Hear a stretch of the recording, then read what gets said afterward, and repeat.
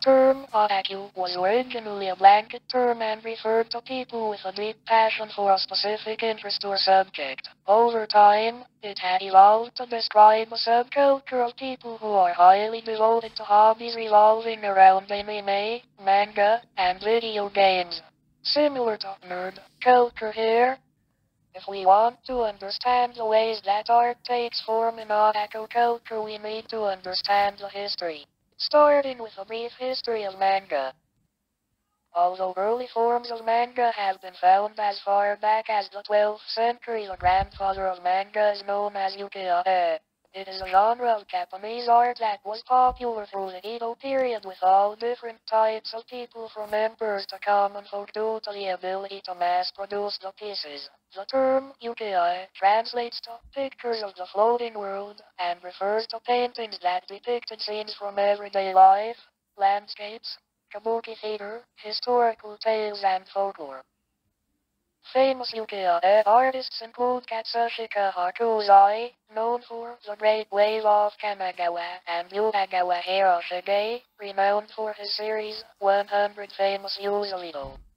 The term manga was first used in the late 18th century. Manga as we know it though began to take shape in the late 19th century. It was influenced by Western comic strips. Artists in Japan started creating their own comic strips known as kibyoushi, a satirical take on politics, and jisaku, more light-hearted and humorous stories still often discussing world events or politics. The pre-war era of Japan saw the rise of manga magazines, such as Shonen Seikei and Shoujo Seikei. Manga during this time often featured serialized stories and few diverse genres. During the post-war era, manga continued to evolve. Osamu Tezuka, otherwise known as the God of Manga, helped to revolutionize the industry with his works like Astro Boy and Princess Knight, which introduced new cinematic techniques and complex storytelling methods. During the 1970s and 1980s, a period of modernization for manga had begun. New genres emerged, including mecha, sports, and horror, and the manga industry had begun expanding globally, with works like Galgo 13 and Lupin 3 gaining international popularity.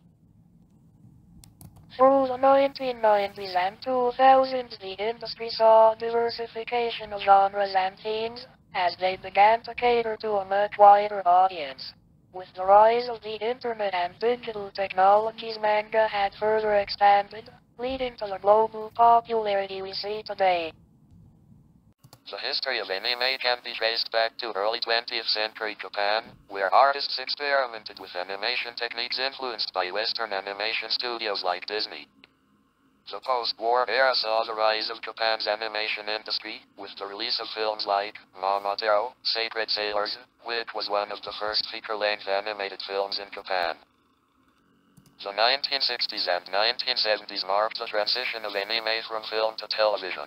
Shows like Astro Boy and Speed Racer became popular in Japan and internationally. This helped to establish anime as a distinct style of animation.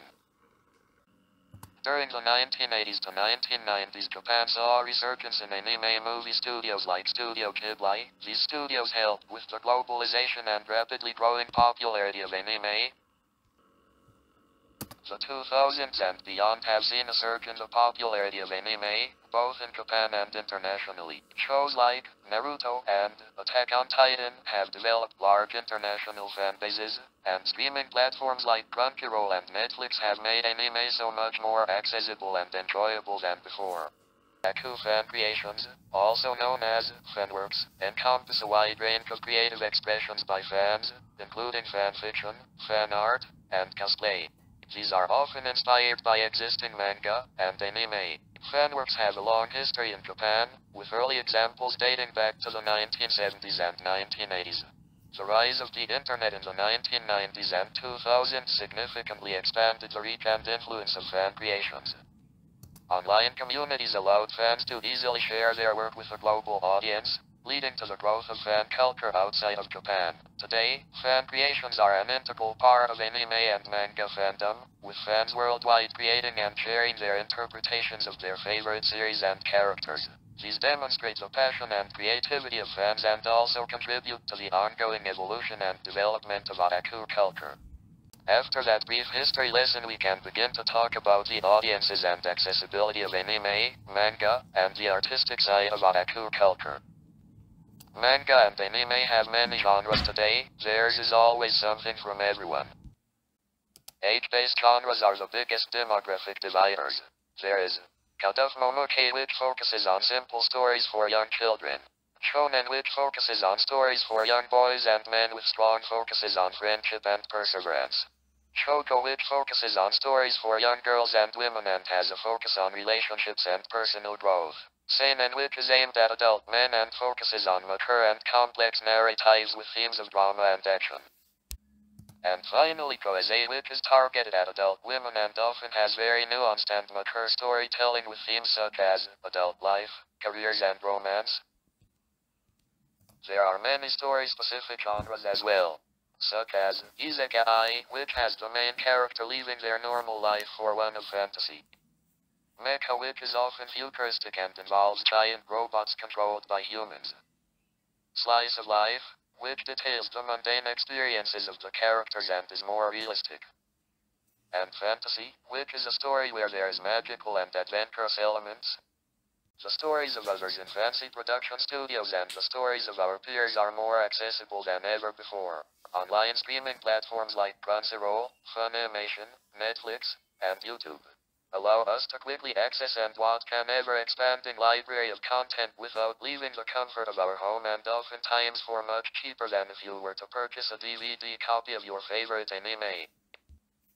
Online retailers and sharing sites like Amazon, DeviantArt, and Webtoon make it much easier for people to enjoy manga as well. If aspects of otaku culture were to be displayed in an art gallery, it would have a much different impact on the world around us, as the experience of these works wouldn't be as accessible due to the fact that not everybody can go to an art gallery. It would change it from being a casual enjoyment of your own and others' creations to being something that is much more revered. If we take a look at how old Japanese paintings are seen versus how manga is seen, we can notice that difference. Even Japanese works like Akira, which is the grandfather to modern-day manga, is revered as this amazing art form, while manga, anime, and fan creations can be seen as cringy and childish. Sealing these expressions away in glass cases would undermine the initial purpose of its predecessors, which is to be for everyone. Fancreations, manga, and anime are art forms not because they are highly revered and looked at in awe and amazement, but because of their rich histories, and the fact that everyone is able to create and enjoy them, no matter where they are in the world. No matter who they are.